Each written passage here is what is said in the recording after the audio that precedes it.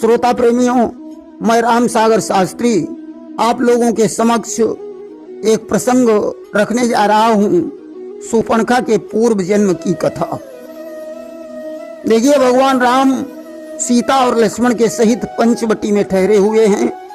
एक दिन की बात है, मानसकार गोस्वामी बाबा तुलसीदास जी लिखते हैं कि शूर्पणखा रावण की बहिनी और दुष्ट हृदय दारुण जस अहिनी, पंचवटी सो गई एक बारा और देखी विकल भई जुगुल कुमारा।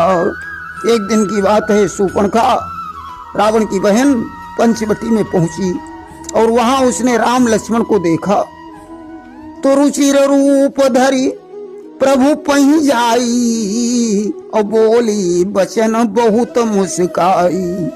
भगवान राम के पास सुंदर रूप बना करके गई और कहने लगी कि तुम सम पुरुष नमो सम नारी और यह संयोग विधि रचा विचारी।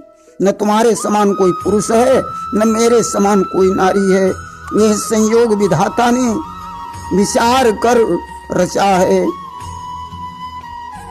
शूर्पणखा राम से ऐसा क्यों कह रही है कि तुम्हारे जैसा कोई पुरुष नहीं है और मेरे जैसी कोई नारी नहीं है। अरे जोड़ तो नर और नारी का, महिला और पुरुष का होता है, पुरुष और नारी का जोड़ कैसा। मानसकार ने लिखा है कि पुरुष त्यागी सक नारी हो, पुरुष नारी को छोड़ सकता है, परंतु नारी विवश नर सकल गुसाई और नाचही नट मरकट की नाई। नारी से सभी नर विवश हैं, वो उसी तरीके से नाचते हैं जैसे एक मदारी बंदर को नचाता है। फिर शूर्पणखा ऐसा क्यों कहती है कि तुम सम पुरुष न मोसम नारी। देखिए, जब सर्वंग से मिलकर राम सुतीक्ष्ण के पास कुछ मुनियों के साथ जा रहे थे तो रास्ते में उन्होंने हड्डियों का समूह देखा। अवस्थि समूह देखी रघुराया, पूछी मुनि न लागी बड़ी दाया। राम ने अस्थियों का समूह देखा, मुनियों से पूछा ये किन की हड्डियां हैं, तो मुनियों ने बताया कि निश्चर निकर सकल मुनि खाए और सुनि रघुवीर नयन जल छाए। मुनियों ने कहा कि ये ऋषियों की हड्डियां हैं, निशाचरों ने खा खा कर ये हड्डियों का ढेर इकट्ठा किया है। राम की आंखों में आंसू भर आए। वहीं पर राम ने प्रतिज्ञा की कि निश्चर ही न करहूं मही भुज उठाई प्रण कीन, सकल मुनिन के आश्रम जाई जाई सुख दीन। राम ने प्रण किया कि आज से पृथ्वी पर कोई निशाचर नहीं रह जाएगा। और शूर्पणखा ने भी रावण के समक्ष एक प्रण किया था। जानते हो क्या किया था? कि जैसे कियो मोर पति नासा और वैसे ही करी हूं लंक विनाशा। जैसे तुमने हमारे स्वामी का नाश किया है, ऐसे ही मैं लंका का विनाश कर दूंगी। ये शूर्पणखा ने रावण के समक्ष मन में प्रतिज्ञा की थी। मांग सिंदूर नाही हम धारी और सबको दिहूं सुहाग उजारी। अगर मैंने मांग में सिंदूर नहीं भर पाया तो लंका की कोई स्त्री मांग में सिंदूर नहीं भरेगी। इसीलिए शूर्पणखा कहती है कि हम तुम दो एक ही प्रणधारी और यह संयोग विधि रचा विचारी। तुमने भी प्रतिज्ञा की और हमने भी प्रतिज्ञा की, हमारी तुम्हारी प्रतिज्ञा एक जैसी है। देखिए, शूर्पणखा ने प्रण कब किया था? देखिए, शूर्पणखा के पति का नाम था विद्युत जिह्वा, जो बड़ा वीर था। विद्युत जी हो और वीर बलवंका और जाहिन काल बली की शंका। विद्युत जिह्वा काल के वंश का था अस्मपुरी में इसकी राजधानी थी। इसके पिता प्रवासी हो गए और इसकी माता ने रावण के सेनापति सुकेतु से प्रेम कर लिया। अस्मपुरी में उसका आना जाना हो गया और दुष्ट संग जनि देई विधाता और ताते भलो नरक को वासा। गोस्वामी तुलसीदास जी लिखते हैं कि दुष्ट के साथ से तो अच्छा है नरक का वास। विद्युत जिह्वा को खतरा महसूस हुआ। या अस्मपुरी को छोड़कर शिकारी वेश में लंका में छुपकर रहने लगा। इसने गुप्तवास बनाया जहां शर्मा नाम की एक लड़की और कुछ काल किए रहते थे। एक दिन की बात है, विद्युत जिह्वा शिकार खेलने के लिए गया कि एक रोज सो गए शिकारा और मिली सुपर्णखा विपिन मझारा। वहां उसकी भेंट जंगल में सुपर्णखा से हो गई और एक की एक पर नजर पड़ी, एक पर एक बलिहार हुए। मगनी न हुई फेरे न पड़े, वो दुल्हन वो भरतार हुए। सुपर्णखा को विद्युत जिह्वा से प्रेम हो गया। वो छुप छुप कर मिलने लगी। एक दिन उदास देखकर मंदोदरी ने कारण पूछा। सुपर्णखा ने सारी घटना बताई। मंदोदरी ने साहस बटोर कर रावण से सुपर्णखा के विवाह की चर्चा की। रावण ने सुपर्णखा को बुलाया और कहा, बहन तुम मेरे गुल्म पति प्रजंग से विवाह कर लो। सुपर्णखा ने इनकार कर दिया। रावण ने कहा, ठीक है, अगर तुम विद्युत जिह्वा से ही विवाह करना चाहती हो तो मैं उससे बात कर लूंगा, मुझे उसका अड्डा दिखाओ। सुपर्णखा ने कहा, मैंने उनका अड्डा नहीं देखा। रावण ने कहा, मैं पता लगा लूंगा। इधर एक दिन विद्युत जिह्वा अपने अड्डे पर गया। सूचना मिली पिताजी प्रवास से आ रहे हैं तो मांस खाई करी मदिरा पाना और तत्क्षण चला वीर बलवाना। मांस खाकर मदिरा पीकर वो वीर तुरंत ही पिता से मिलने के लिए चला गया।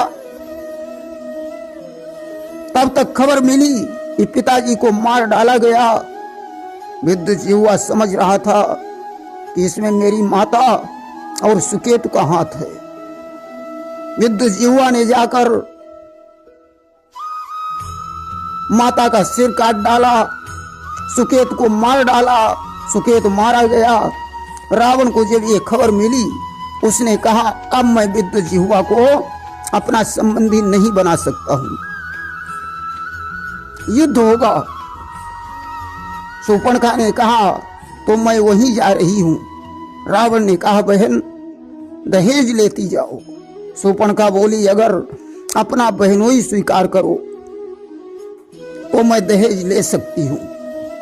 रावण ने कहा, बहन ऐसा कदापि नहीं हो सकता।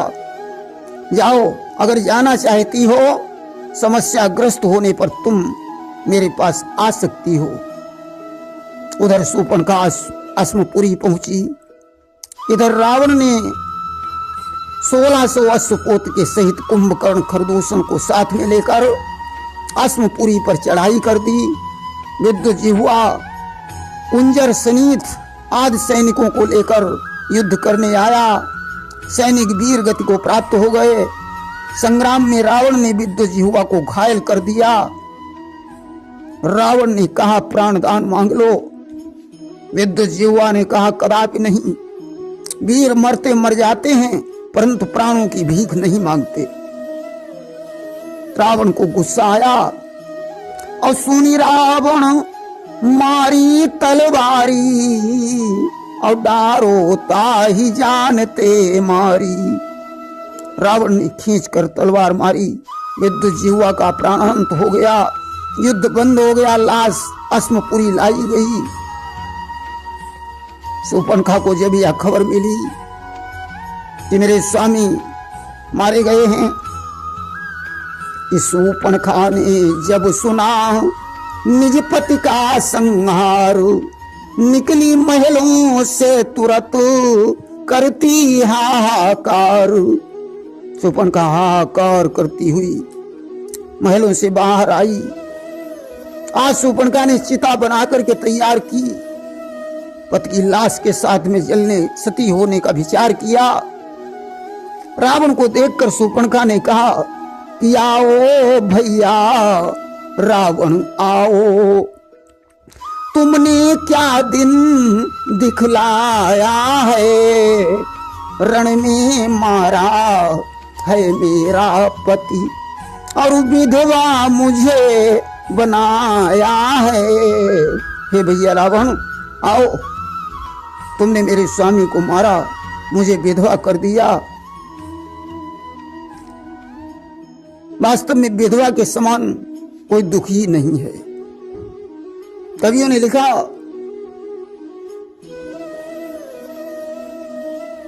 कि संसार किसी भी नारी को दिखलाए न दिन यह श्यापे का, सारे दुखों से बढ़कर है दुनिया में दुख रणापे का। आज शूर्पणखा ने कहा भैया कि जो कुछ होना था गुजर गया, अब पार लगा मेरी नैया, हो चुकी चिता तैयार मेरी, अब सती करा जल्दी भैया। हे भैया रावण मुझे अब सती करा दो। रावण की आंखों से आंसू बहने लगे। बोला बहन क्षमा करना, उसने कभी मुझसे तुम्हें मांगा होता तो मैं विवाह अवश्य कर देता, अगर वह युद्ध में प्राण दान मांग लेता तो मैं उसे छोड़ देता। बहन ये सारी बातें भूल जाओ, लंका चलो। बोली नहीं, मैं लंका नहीं जाऊंगी। रावण ने खरदूषण से कहा आज से शूर्पणखा दंडकारण्य की स्वामिनी होगी और तुम दोनों उसके रक्षक बनोगे।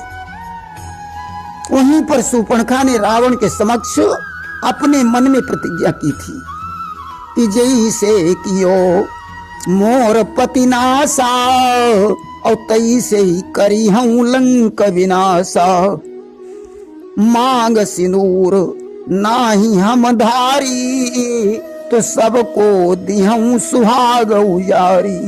ये मन में प्रतिज्ञा की थी कि लंका की कोई स्त्री मांग में सिंदूर भरने के काबिल नहीं रखूंगी। इसीलिए शूर्पणखा कहती है राम से क्या कि तुम सम पुरुष नमो सम नारी, और यह संयोग विधि रचा विचारी, कि मम अनुरूप पुरुष जग माही और देखे हो खोज लोक तिहु नाही।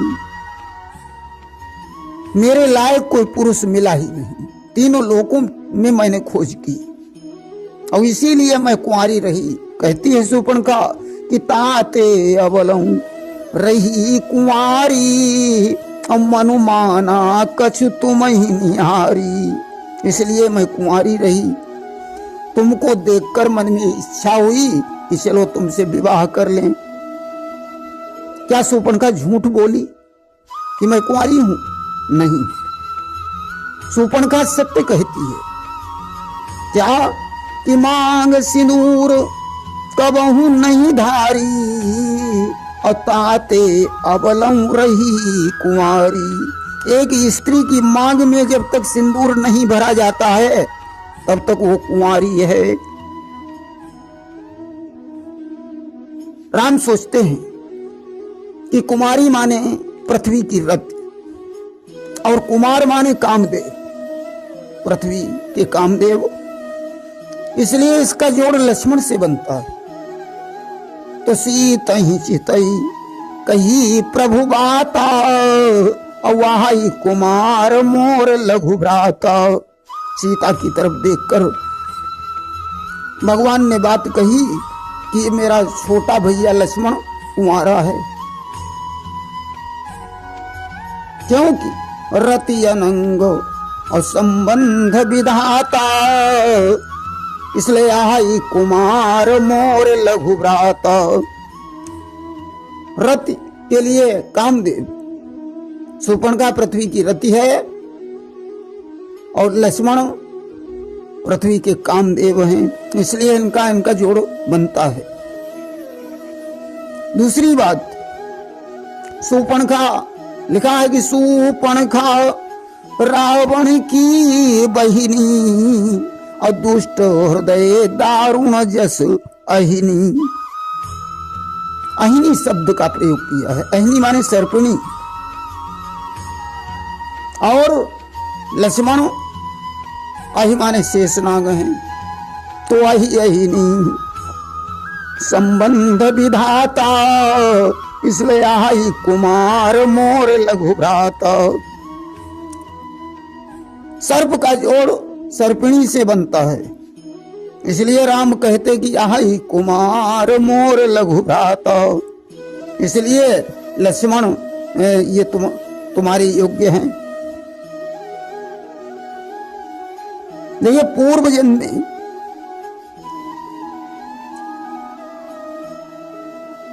शूर्पणखा शेषनाग की पत्नी थी। एक बार ऐसा हुआ कि 12 वर्ष न बरसो पानी, तो भई सभी त प्रजा अकुलानी। एक बार 12 वर्ष का सूखा पड़ गया, तो शेषनाग निज प्रजा हित करन लगे तप जाग। बीते संवत सहस खट दिया अन्न जल त्याग। जब शेषनाग के राज्य में वर्षा नहीं हुई, सूखा पड़ गया, तो शेष जी प्रजा की भलाई के लिए तपस्या करने लगे। 6000 वर्ष तपस्या की, अन्न जल का सेवन नहीं किया। भगवान विष्णु उनकी तपस्या देखकर बड़े प्रसन्न हुए कि प्रभु ने तप देख शेष जी का सहसा संदेश पठाया है। आदर के साथ शेष जी को वैकुंठ लोक बुलवाया है। भगवान विष्णु ने शेष की तपस्या देखकर संदेश भेजा, शेष जी को वैकुंठ लोक में बुलवाया। और इधर नागिनी अकेली रह गई।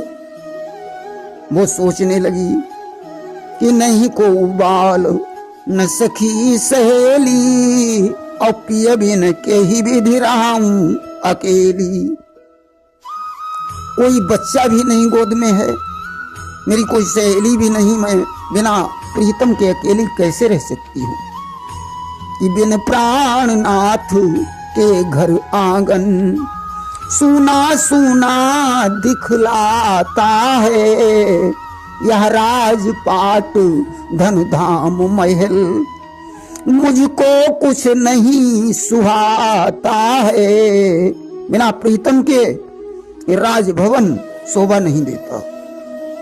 तो नागिनी ने क्या किया कि संभर नाम नाग बुलवाई, और नागिनी लीनो नेह बढ़ाई। संबर नामक नाग को उसने बुलवाया और उससे प्रेम करने लगी। एक दिन की बात है, शेषनाग के मित्र थे भानु प्रताप। तो भानु प्रताप भूप एक बारा, और जंगल खेलन चले शिकारा। भानु प्रताप जंगल में शिकार खेलने गए, और करी शिकार लूटे नरपाला। तो शेष मिलन हित गए पताला। शिकार खेल कर जब वापस लौटे तो शेष जी से मिलने के लिए पाताल में गए। भानु प्रताप शेष जी के दरवाजे पर पहुंचे तो अंदर से किसी पुरुष की आवाज आ रही थी। भानु प्रताप ने उस आवाज को सुना। नागिनी ने संबर नाग को छुपा दिया, दरवाजा खोला। भानु प्रताप ने पूछा अंदर कौन था। बोली कोई नहीं, ये आपका भ्रम है। महान प्रताप विचार करते हैं, मेरे कान धोखा नहीं दे सकते, आज तो जरूर कोई गड़बड़ है। आज भानु प्रताप ने क्या किया कि कर मई लई चाबुक बिकराला और मारी उधेरी दीन सब खाला। चाबुकों से नागिनी को पीटा और वापस अपने घर चले गए। इधर सज्जनों शेष जी लौटे तो नागिन ने भानु प्रताप पर झूठा दोष लगा दिया। शेष ने कहा ऐसा असंभव, नागिनी याद रखना मैं परीक्षा लूंगा, भानु प्रताप की परीक्षा लूंगा, और अगर तेरी गलती निकली तो इतना याद रखना कि गलती तोर भई जो बाला तो नाक कान कटी हूं तत्काल, तो मैं तेरे नाक और कान काट लूंगा। इधर जहरी नाग बनकर शेष जी ने भानु प्रताप के दरबार में प्रवेश किया। दरबारियों ने कहा महाराज सर्प। राजा ने कहा इस सर्प को कोई कष्ट नहीं पहुंचाया जाए, क्योंकि जासुराज प्रिय प्रजा दुखारी सोनप अवश्य नरक अधिकारी। जिस राजा के राज्य में प्रजा को दुख हो वो राजा नरकगामी होता है। और परिहित सरिस धर्म नहीं भाई, पर पीड़ा सम नहीं अधमाई। जिसमें दूसरे का हित हो उससे बड़ा कोई धर्म नहीं, जिसमें दूसरे को पीड़ा पहुंचे उससे बड़ा कोई अधर्म नहीं। राजा ने उसे सुरक्षित पकड़वाकर सुरक्षित जगह पर छुड़वा दिया। अब तो शेष जी को ज्ञान हो गया। सोचने लगे कि अब तो नागिन के नाक कान काटना ही पड़ेगा। विचार करते हैं कि मेरा मित्र ठीक है, नागिन की ही गलती है, चलकर नाक कान काटेंगे। और इधर सज्जनों नागिनी ने क्या किया कि पटकी पटकी सिर मरी गई बामा, शेष गए जब अपने धामा। जिस समय शेष जी पहुंचे उधर नागिनी ने अपना फन पटक पटक पटक कर अपना प्राणांत कर दिया। शेष ने कहा जा नागिन, मेरा प्राण अधूरा रह गया, तेरे मरने का मुझे उतना दुख नहीं है जितना दुख मेरे प्रण का है। आज सज्जनों राम सोचते हैं कि पूर्व जन्म की पत्नी तो यही है, इसके साथ विवाह नहीं हुआ तो लक्ष्मण कुंवारे हैं, और यही संग ब्याह भयो विधाता, आई कुमार मोर लघु भ्राता। इसलिए लक्ष्मण के पास भेजा। शूर्पणखा लक्ष्मण के पास गई और बोली ऐ छोटे तपसी कि अपनी बना लो दुल्हनिया, बात मानो हमारी, अपनी बना लो दुल्हनिया, बात मानो हमारी। तो लक्ष्मण जी क्या बोले कि कैसे बना लूं दुल्हनिया, तुम हो माता हमारी, कैसे बना लूं दुल्हनिया, तुम हो माता हमारी। शूर्पणखा बोली माता, अरे मैं तुम्हारी माता कैसे हो गई कि तुम गढ़ लंक निवास करो।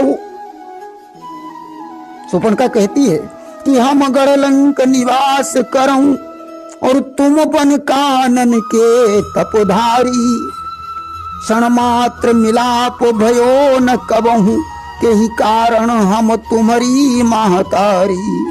अरे तुम जंगल में रहने वाले तपस्वी हो और मैं गढ़लंका में रहती हूँ, हमारा तुम्हारा मिलाप तो कभी हुआ नहीं, फिर मैं तुम्हारी माता कैसे हो गई।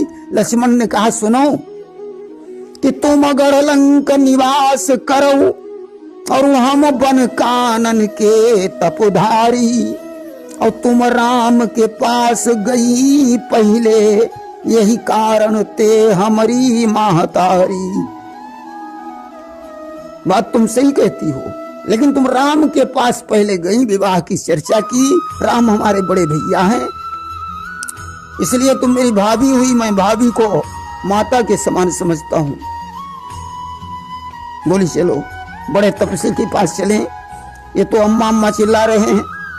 अब पुनी फेरी राम निकट सो आई, आज राम के पास फिर पहुंची और सुपर्णखा कहने लगी कि बोली राम से सुपर्णखा झुंझलाई के बनवा में जाई के ना। बोली राम से सुपर्णखा झुंझलाई के बनवा में जाई के ना।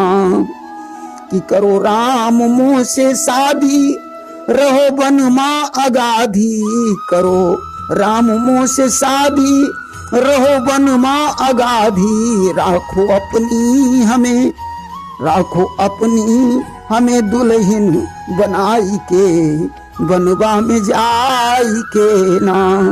उसने कहा हे राम तुम मेरे साथ विवाह कर लो, पूरी इच्छा अवश्य करहु विवाहु, पूर्वहु तापस मोर उछाहु। तुम मेरी अभिलाषा को पूर्ण करो। राम ने कहा सुनो कि एक नारी व्रत धर्म हमारा, और यह प्रण हम पहले ही निर्धार। अरे मैं पहले प्रतिज्ञा कर चुका हूं कि मैं एक पत्नी वाला ही बनकर रहूंगा, अब जो करहूं और से प्रीति, तो मिटाई धर्म पथ होई अनीति। अब मैं दूसरी स्त्री से प्रेम करता हूं तो धर्म का मार्ग नष्ट होता है। ऐसा करो तुम लक्ष्मण के पास जाओ, और प्रभु लक्ष्मण पर बहुरी पठाई। भगवान ने फिर लक्ष्मण के पास भेजा। सुपर्णखा ने लक्ष्मण से कहा मान जाओ छोटे तपसी, विवाह कर लो। तो लक्ष्मण ने कहा सुनो सुंदरी कि सुंदरी सुनो, मैं उन कर दासा पराधीन नहीं तोर सुपासा। अरे मैं राम का दास हूं, मेरे पास तो पराधीन, मैं खुद पराधीन हूं, तो तुम्हारे लिए मैं क्या कर सकता हूं। और प्रभु समर्थ कौशलपुर राजा, और जो कछु करही नहीं सब छा जाओ। भगवान समर्थ हैं, कौशल के राजा हैं, जो कुछ वो करेंगे उन्हें सब अच्छा लगता है। कि समर्थ को नहीं दोष गुसाई, समर्थ को दोष नहीं लगता।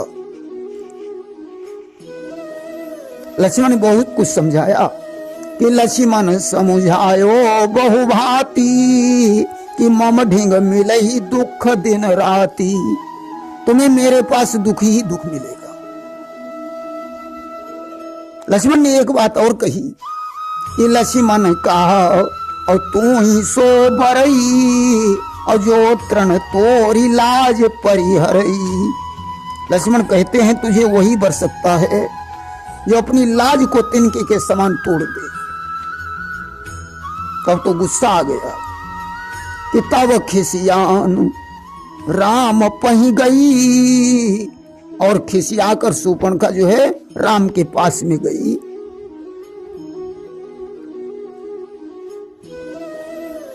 राम ने फिर इनकार कर दिया तो रूप भयंकर प्रगटत भई, तो इसने भयंकर रूप प्रकट किया।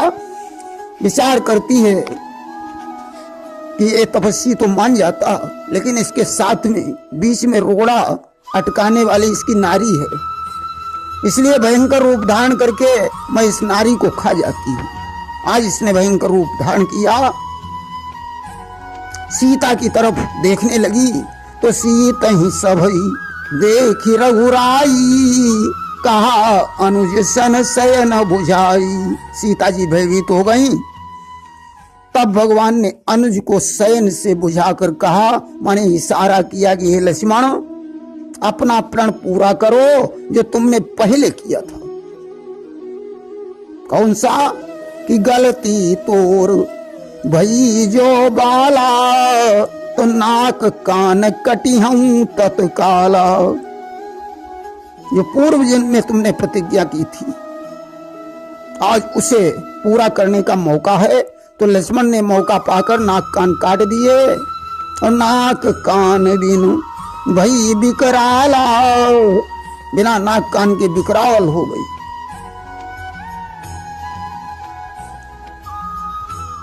रोती चिल्लाती खरदूषण के पास में पहुंची। खरदूषण राम के हाथों से मारे गए कि रोती चिल्लाती गई खरदूषण के पास, लीलाधारी ने किया उन दोनों का नाश। खरदूषण राम के हाथों से मारे गए। प्रेम से बोलिए वृंदावन बिहारी लाल की जय।